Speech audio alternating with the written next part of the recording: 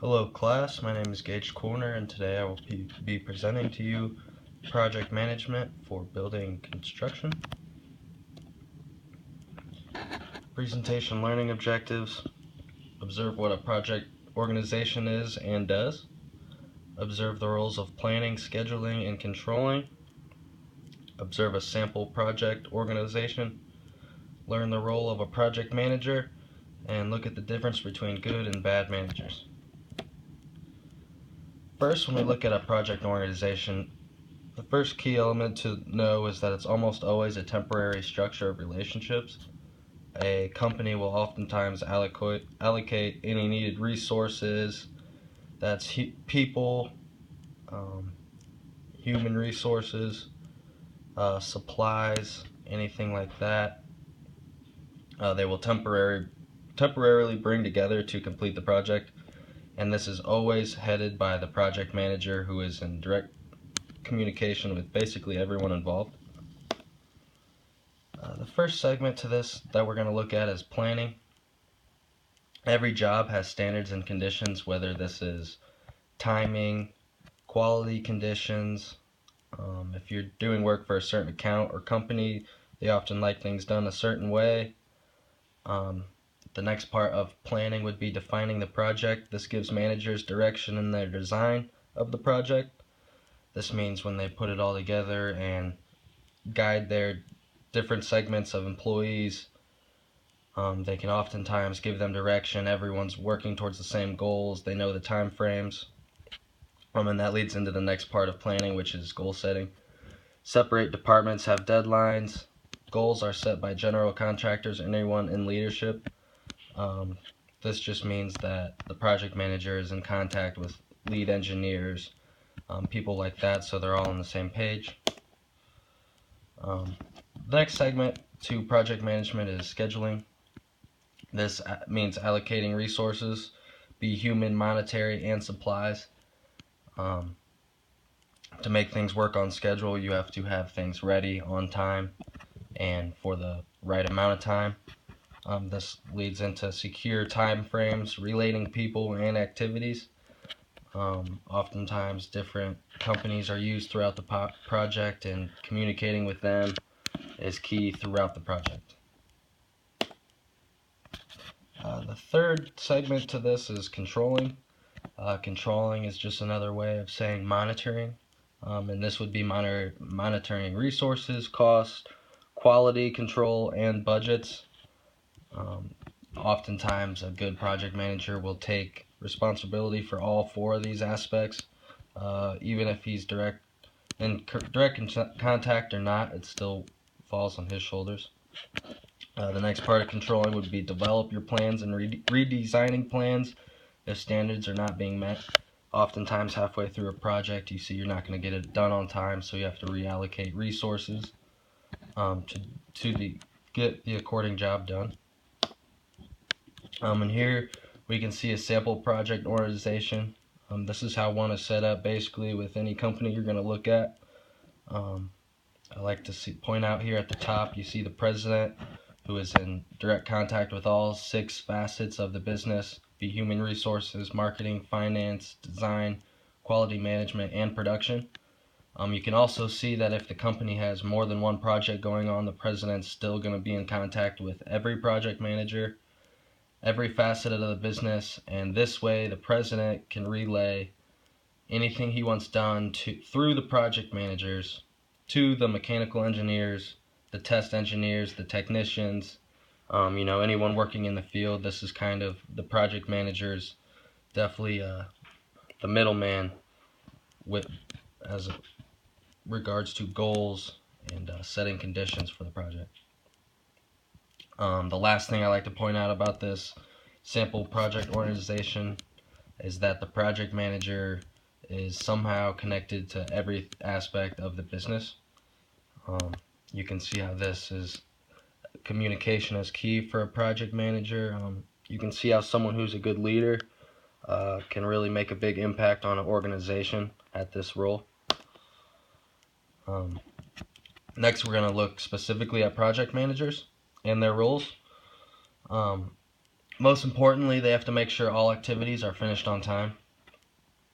I mean, deadlines may be the most important part, because without hitting deadlines, you're not going to be on schedule with any other projects that are coming up prior to this. Next would be that the project operates within budget. I mean, firsthand, if you have a professional role anywhere, if you're not doing it effectively, efficiently, within the budget, you might as well not be doing the project. Next, it's project meets quality standards. Obviously, if you're not going to do the project well enough, you're not going to be a very good project manager, and you won't last very long in the business. Lastly, people involved are motivated, have a sense of direction with their work, and are always informed of what is going on. This I like to think of transparency. If a project manager can tell his employees exactly what needs to be done and how, you'd like to think that the budget, quality standards, and that the project will get finished on time. Looking at the difference between good and bad project managers. First, bad project managers, they're often commanding. Instead of asking or coaching or leading someone, they're just going to make commands, very directive with what they need done. It's either their way or the highway. They can often be bad communicators. And looking at the sample organization, you can see if you're a bad communicator, several parts of the project will not get done correctly. Next, poor organization skills with people, activities, and time. With all the time frames having to be met, activities being coordinated, and all the communication with people, you can see how if you have poor organization skills, the project will most likely not get done under the supervision of that project manager. A lot of times young project managers have a lack of professional discipline. This is something to watch for, being that you guys are in a young class right now. You're younger. Also, to impress companies and quality managers, have a good work ethic as opposed to a poor work ethic. And a bad project manager will oftentimes not lead by example. They'll ask people to do things that they do not agree with or would not do themselves. Now, looking at a good project manager, they like to coach and provide guidance as opposed to making commands. They're a good communicator. They're good at communicating what the president wants done, and then communicating that to the engineers, technicians, people in the field, so that the whole organization is on the same page. Next, able to organize people, activities, and manage time effectively. They lead by example, and we're going to take a look at this video that demonstrates what a good project manager exactly is.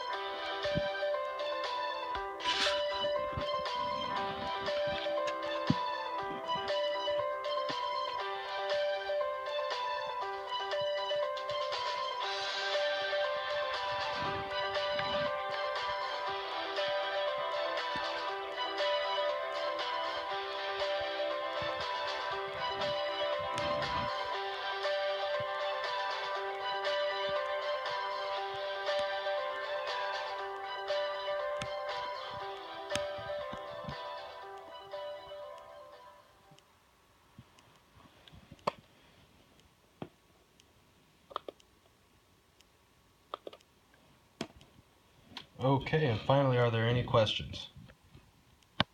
Okay, my name's Chris Croft. I run training courses in project management.